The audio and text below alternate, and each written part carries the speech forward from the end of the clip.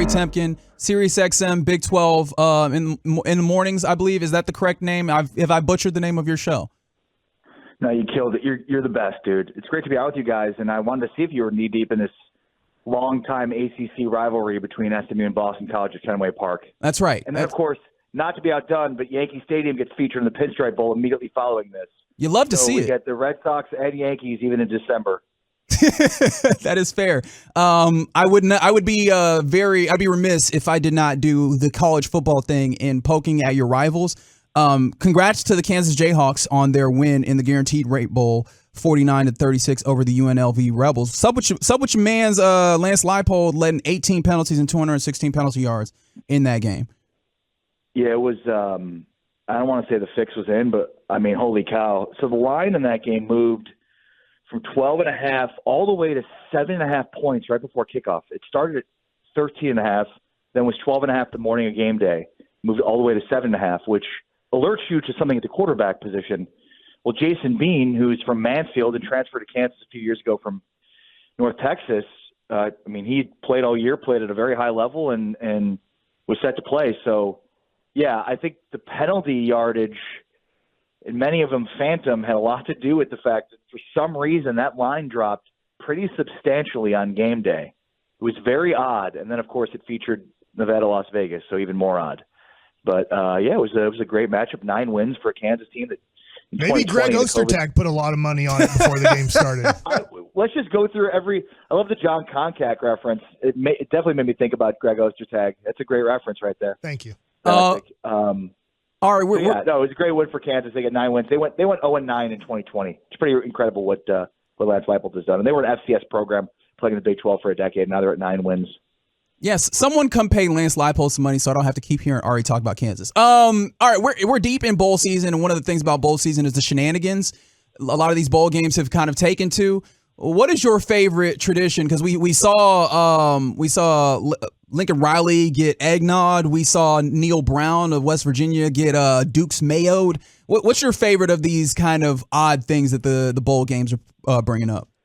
Yeah, not only was Neil Brown, who started the year on the hot seat and was picked by the Big 12 media, not myself, but many others, to be last of the Big 12. They end up with a 9-win season, and he's on the hot seat. Instead, he ends up getting doused on a seat with mayonnaise. But that game was really weird last night because it seemed like a 3-hour infomercial for mayonnaise. Mm-hmm. They kept going to the booth and they were putting different things on mayo, and I was like, can we just watch it? I didn't realize you get such ridiculous involvement. I thought I was going to watch the Wasabi Fenway Bowl today, and they were going to be snorting wasabi, although that's not even what the company's for. It's a totally different company, and I didn't realize that. But it's not the green stuff. That's what it was. But apparently it's a company. I've seen their commercials 4 times. I can't tell you what they do. Okay. But it's not for the green stuff. No, that you put on sushi. Yeah, it's solid. I like making it spicy.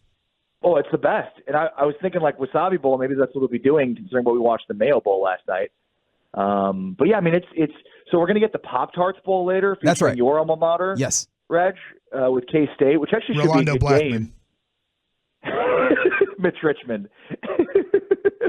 And so that has a real life frosted strawberry Pop-Tart mascot that is edible, that is apparently going to be eaten after the game. So there's apparently some semblance of cannibalism. I'm not really sure what this mascot's going to look like or if it's going to be a person inside, but that's going to happen. Plus they have an actual trophy for the Pop-Tarts Bowl that I believe can actually toast your Pop-Tarts as well. So hard to beat the Pop-Tarts Bowl. All right. So real question here, Ari. I'm glad we can't pay the players, though. So the Michigan-Alabama game and the Texas-Washington game, obviously the only games that I care about in college football. Right. One of them has an over-under of 44.5, and the other one has an over-under of 63.5. That is a big difference in what they think the game will be played like. Yeah, that makes sense. I think because the strength of both Washington and Texas is offense, the weaknesses of both Texas and Washington would be defense, though I would say that Texas's deficiencies on defense are more to do with their secondary than their defensive line, which is actually really good. They have a great defensive line. Washington does not. So, that's I think that number is right where it should be based on the fact that these are two of the most prolific offenses in college football. And Washington's an odd team. They're one of the most penalized teams in college football. I think they're 128th. We talked about this today. 128th in penalties per game at 8. They've had 4 games where they've had at least 10 penalties. And so, they still have this ridiculous offense, and yet they're constantly shooting themselves in the foot. It's like it hasn't mattered yet this year. So, I do think Texas wins. I think from a talent and how they're playing right now standpoint, I think they're the best team in college football. Alabama's playing considerably better, obviously, than when Texas and Alabama played, but so too is Texas.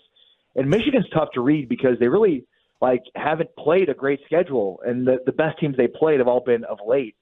And that because of that, there's been these people that have made these suggestions that they're not as good. J.J. McCarthy hasn't been as good because they're not stealing signals. Well, that or they're not playing Rutgers anymore. They're playing Ohio State and Penn State, and so maybe that's played a role in it. So I think from an offensive perspective, that line makes sense for Washington, Texas, and it also makes sense for where Alabama and Michigan are. Those are two elite offenses, lots of playmakers all over the field for both sides, and I definitely trust the way Alabama's offense is playing a little bit more than I trust Michigan's. But I think a lot of people are high on Alabama to win this game, and Alabama doesn't have to beat any Alabama teams of previous seasons. I admit that. That's true, right? But they're not as good as they've been. So I think people just assume that Alabama's here. They've got to be that same dominant team. They're just not as good as they've been. Now, again, they don't have to beat any previous Alabama teams in this playoff. They just have to beat Michigan.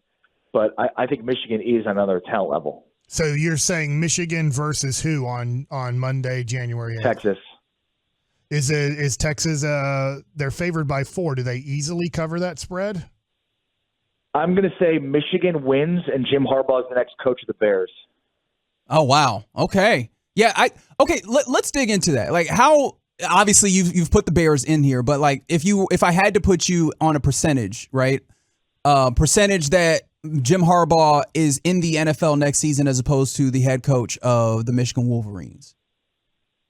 He is literally sitting there right now mulling over a contract that is 10 years, $125 million, but for all intents and purposes, it's a 1-year deal at $12.5 million, and basically it stipulates that he cannot talk to NFL teams. So I think he's waiting to see what NFL offers are on the table. I think there's teams, Bears and Colts potentially, that he could be interested in. I'm not sure that he's interested in maybe some of the other jobs, maybe the Chargers, maybe not interested. I'm not speaking from any level of knowledge, but he literally could sign a deal tomorrow that would guarantee him $12.5 million for next season, and all he has to do is not talk to NFL teams. But I don't think that's what he's going to do. I think he's going to wait it out and then potentially see what's out there, and then potentially take that offer. But it's every year. They're just doing that every year. He's getting offers, so every year they have to put a new deal in front of him that pays him more money and basically stipulates that he won't look at NFL offers. It's an insane deal that he gets. And look, I think the Bears offer will attract him. Kevin Warren is the president of the Bears now. They work together in the Big Ten in some capacity, so there's a familiarity there. And the question is, would he become the GM as well? And would he want a job in the NFL if he wasn't the GM as well? Would he want to have personnel power? I would imagine he would, given that he's had that in the past and has had success with it. So, but he played for the Bears in the 90s. Ann Arbor, Chicago, that area is close, and I think the Colts would intrigue him too. Obviously he played there. That's in the area as well. So I would think it would intrigue him too. But it'll be interesting to see. He's got such an amazing job where he could basically have his cake and eat it too. When it comes to, I'll take $12.5 million to not talk to NFL teams, but he's going to still talk to NFL teams and see what's out there. Now, I want to go back to Texas here because Steve Sarkisian, and I guess I should start with the University of Texas, had built this reputation of not having the appropriate toughness and kind of smelling their own when it came to this program. Absolutely. Right? And it seems like Sarkisian has done some things to address that, but this is a different level when we're talking about the college football playoff. How do you assess this program's readiness for playing at this level? Yeah, look, I saw it firsthand. I spent time in Austin working for the radio station out there, in 2010, 2011, and so that was the beginning of the end, right after they lost the national championship game, and where the words entitlement and feelings of accomplishment that had predated them, that those were things that were thrown out there, and then that survives past the Mac Brown era into the Charlie Strong era, and Now you've got a different administrator as well. So you've got a different athletic director. You go from DeLoss Dodds to Steve Patterson to krld-fm. You have Tom Herman that comes in, right? So, I mean, there's multiple changeovers, not just in terms of the coaching staffs, but also in terms of the administration at the top, whether it be, again, DeLoss Dodds, Steve Patterson, or then krld-fm. So Sark, he had the same questions that any of his predecessors had in terms of his ability to be successful. The difference is he had kind of been in the same spot as Texas. He had kind of hit rock bottom too. And, it had lost at home to a Kansas team that had never beaten Texas and went 5-7, right? So I think that he was able to be humbled through his experiences at USC and Washington and then his first season at Texas in a way that, he kind of got, I think, into it with the players in a way that's like, all right, let's all dig ourselves out of this together. Let's figure this out, because there are a lot of guys that wanted to do that. And so I think they talked a lot this offseason about cultural shifts, and it was still like, all right, I'll believe it when I see it. And, not believing is seeing is believing. And, look, they won a lot of close games this year. They were able to finish games this year. That was something previously Sark and his Texas teams had not done. They were blowing leads and losing games. That was the calling card of this team. It's the reason I didn't pick them to win the Big 12 this year. And they did that this year. They put away teams. They went into Bryant-Denny Stadium when Jalen Milroe and Alabama made a push late in that game to draw within a score, and they made a play. A.D. Mitchell on the outside, a touchdown right away to give them that separation. They had the finishing touches all year this year against good teams in tough environments. I think they're the most battle-tested team in this playoff, and I do think that the winner, I said I'll take Michigan and then Jim Harbaugh right off in the sunset. I do think, genuinely, these are the two best teams right now in the field that are playing the best right now. His name is Ari Temkin. You can catch him on Sirius XM. Big 12 This Morning is the program. Ari, we appreciate you greatly. Bassick, Reggie, great talking to you guys. Be well.